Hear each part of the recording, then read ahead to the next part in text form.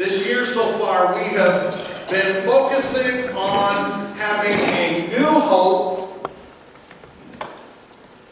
in our lives. A new vision to operate from so that we, each one of us, can have a real change in our lives. Last week we talked really specifically about how for us to be a community, a place of intentional grace, and that for us to be and become a community, a place of intentional grace, we had to become fat pigs. Now, how many of you brought your fat pigs back from last week? Anybody? All right, some of you did. Now, I know that some of you went, oh, he said it again. Fat pigs. But God has called us to be faithful and available and teachable persons of intentional grace. Now, if you didn't happen to get your pig, I still have some.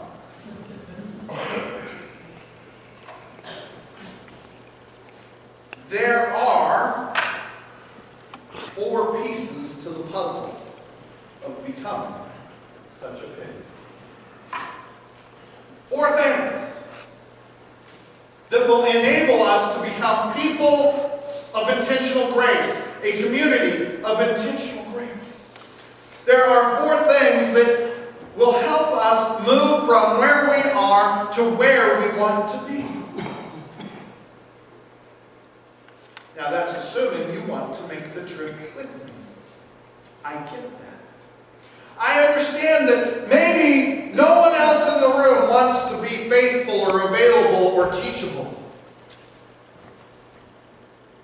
I know that some of you are going, I don't think we need to be a place of intentional grace. And that's your right. But I think the calling of God has been clear and serious about this process for the last several years. And I think if you look around the room, you can see that the intent and the effort to become such a place is beginning to make a difference in the lives of people all around us.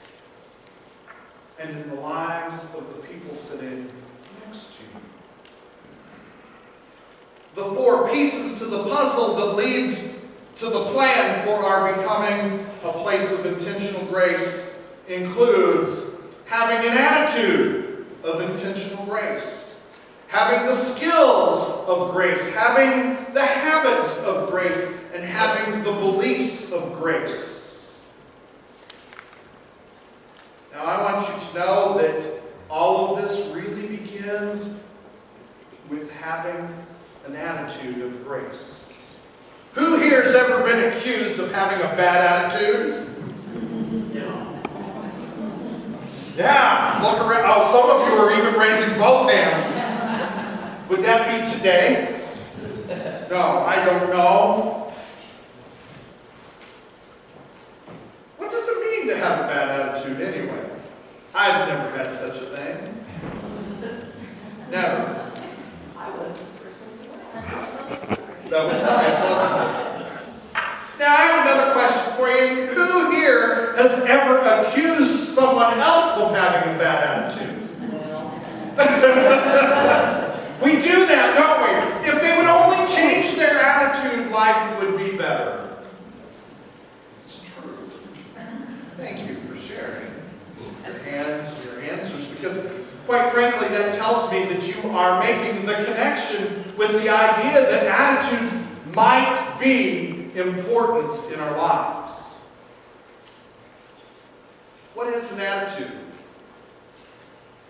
Well, I'm going to give you the basic definition for us to operate with, and you're going to say, I'm not saying enough. But sometimes just a little bit is enough.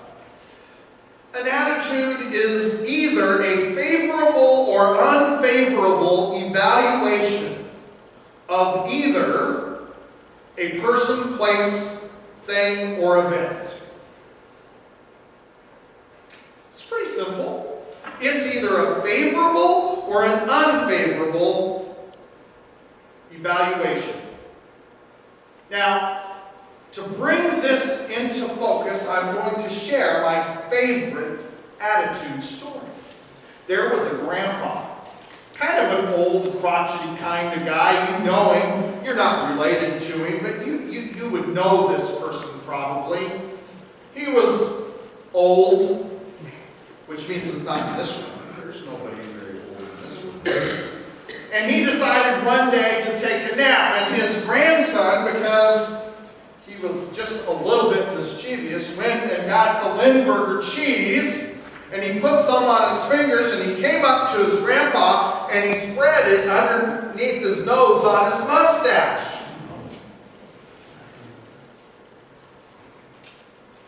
Well, Grandpa woke up. For those of you who don't know, Limburger cheese stinks. So the grandpa wakes up and he goes, and he's breathing it in and he's smelling it. He goes, man,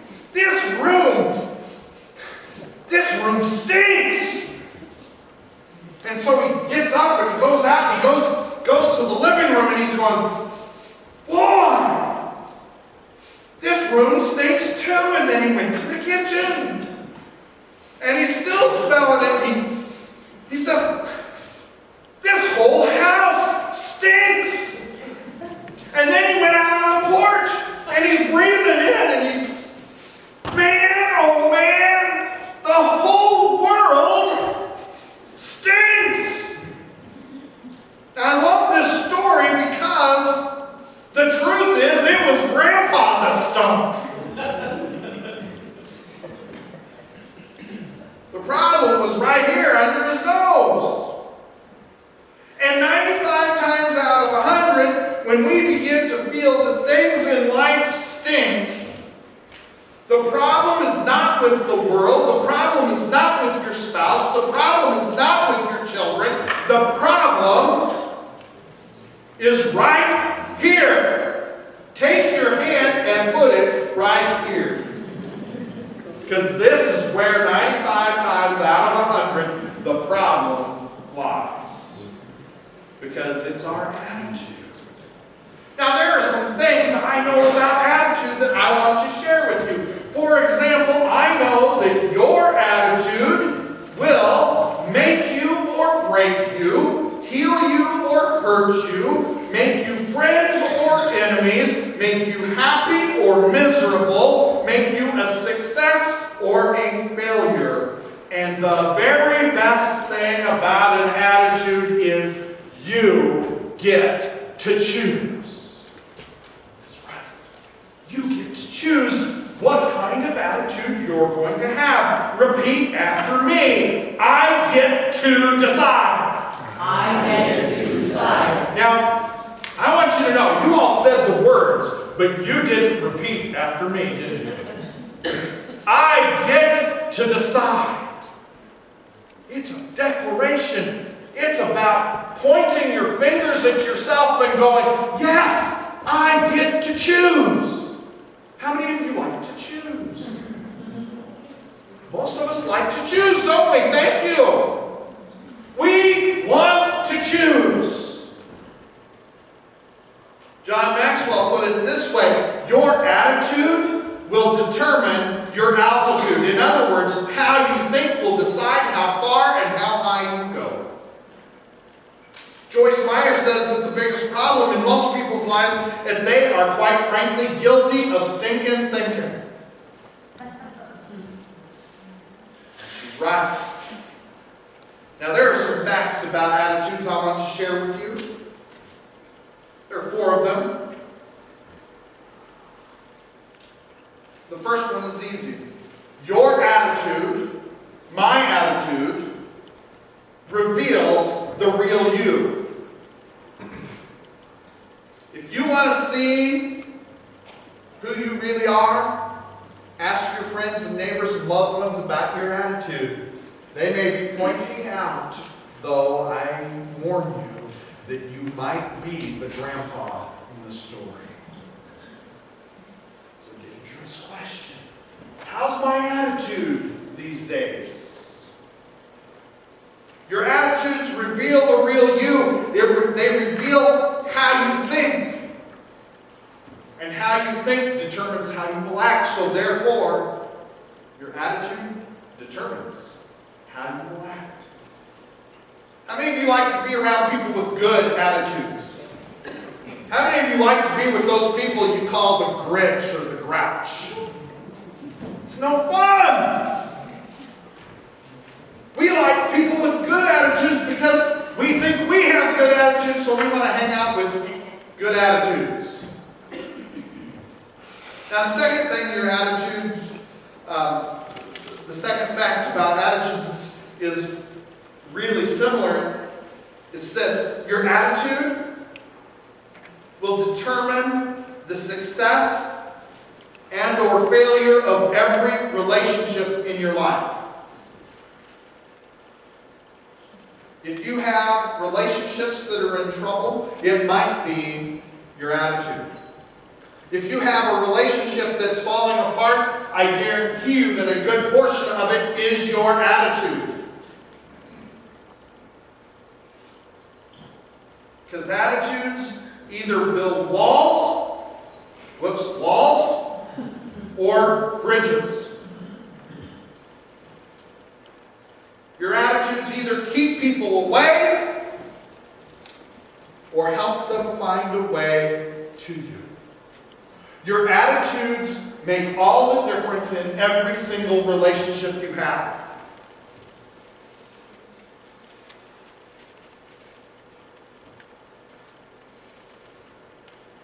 Now, the third thing that your attitude does, well, it's the third fact about attitudes. It's always a choice. Did you all hear me read from Philippians? Rejoice in the Lord always. Again, I say rejoice. And then Paul ends that great statement with, think on these things. Whatever is good, whatever is beautiful, whatever is pure, think on these things.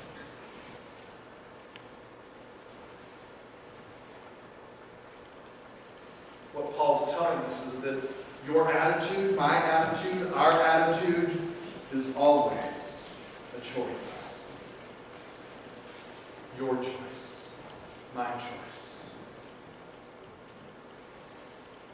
Now, I told you there were 4 facts, there's really only 3. Sorry.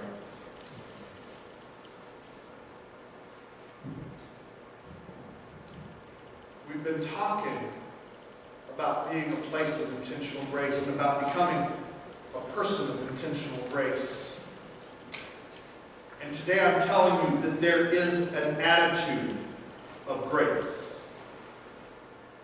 And it's really only one. There's really only one. And we see it over and over and over again in Scripture, and it has a couple of different names. You might say that love is the attitude. But actually, love is how the attitude is carried out. The attitude that you find most often in Scripture is compassion. That's the word that the Greek brings out. To have compassion. It's an attitude that leads us to love. Do you know 8 times in the Gospels, Matthew, Mark, Luke, and John, 8 times we are told that Jesus is moved by compassion. Jesus changed lives because he was moved by compassion. Jesus fed the 5,000 because he looked at them and he had compassion. He saw the woman at the well and had compassion. He saw the blind man cry out for attention, and he was moved with compassion. Again again and again, compassion is how Jesus moved. To heal, to feed, to help, to shepherd, and even to raise someone from the dead. Two sons from the dead. 8 times Jesus is moved by his love, by his compassion for his people. And lives were changed. The world was changed. Now we talked too about how being a place of intentional grace means not only do we have to love, but we have to accept people for who they are as well. And guess what? That word shows up there too. When Jesus accepts people into his world, he is moving out of his love, out of his compassion to the people around him.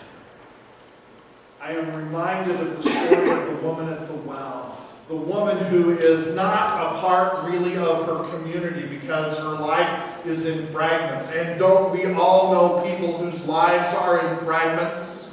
Lives that are falling apart for one reason or another. Lives that are being struck down by financial disaster, by marital woes, by family splitting and dividing over this issue and that issue. Here comes this woman to the well in Samaria where she meets Jesus. And Jesus asks her for a drink of water, and she goes off on him and says, "Don't you know who I am? Don't you know that you're a Jew and you don't have anything to do with me? I'm a Samaritan and you're a man and I'm a woman." I mean, this was just an awful picture. And Jesus looked at her with eyes of love and compassion and told her her whole story and drew her into a relationship that touched her world. And allowed her to go back and to share the story and to change the world right there. Her world, because of compassion. A little later in the Gospel of John, we see one more episode that talks about compassion. It talks about how Jesus responds out of compassion. In the 8th chapter of the Gospel of John, there's a great debate going on, and a woman is caught in the very act of adultery. And the woman is brought before Jesus and said, "Teacher, this woman was caught in the very act of adultery. Should we take her out and stone her?" And Jesus looks around, looks at the men who have gathered there to punish this woman, and who had gathered there to trap him in his own words. And he had compassion on the woman. He says to her accusers, "The one of you who has never sinned can throw the first stone." And we all know what happened. They slipped away, one after one, from the oldest to the youngest, knowing that none of them were truly clean, knowing that none of them were purely righteous. And then Jesus looked at the woman, and he says to her, "Where are your accusers?"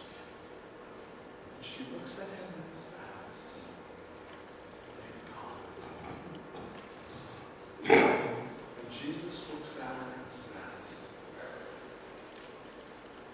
"Then I have no other complaint against you. Go and sin brought forgiveness out of his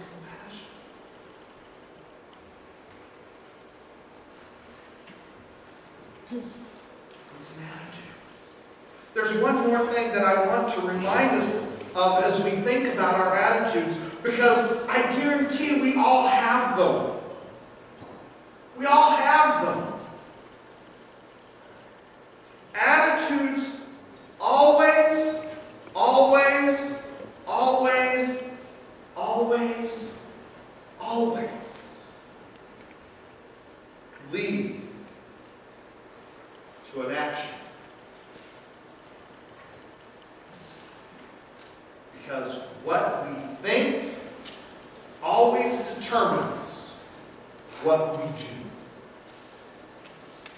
Repeat after me these words. What we think.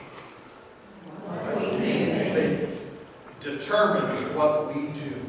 determines what we do. It's why we talk about our grace being intentional at First Christian Church.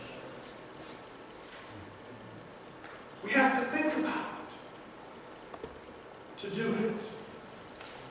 Sunday school, we talked about how grace has to be intentional or we don't do it. And I have some action steps for you this week. There are some things I want you to do as a church and as believers, as a person of intentional grace. I want you to start thinking some compassionate thoughts about the people around you. I want you to think compassionate thoughts that help you love one another. You know, it's easy sometimes to love the people sitting next to us in church. We generally like them.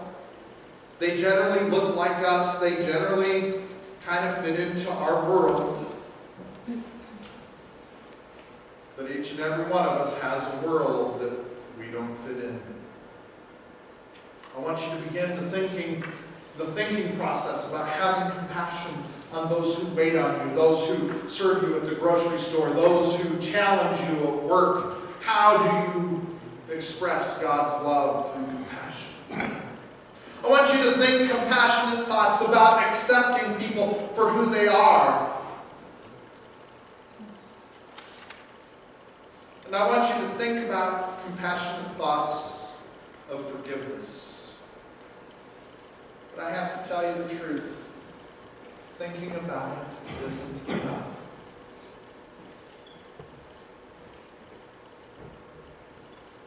Thinking about it isn't enough.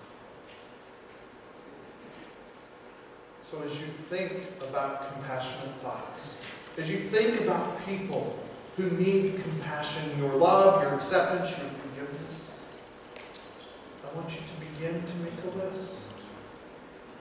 Put a name on a sheet of paper that reminds you, I need to offer compassion to this one. I need to love this one. I need to accept this one. I need to bring forgiveness, maybe to this one.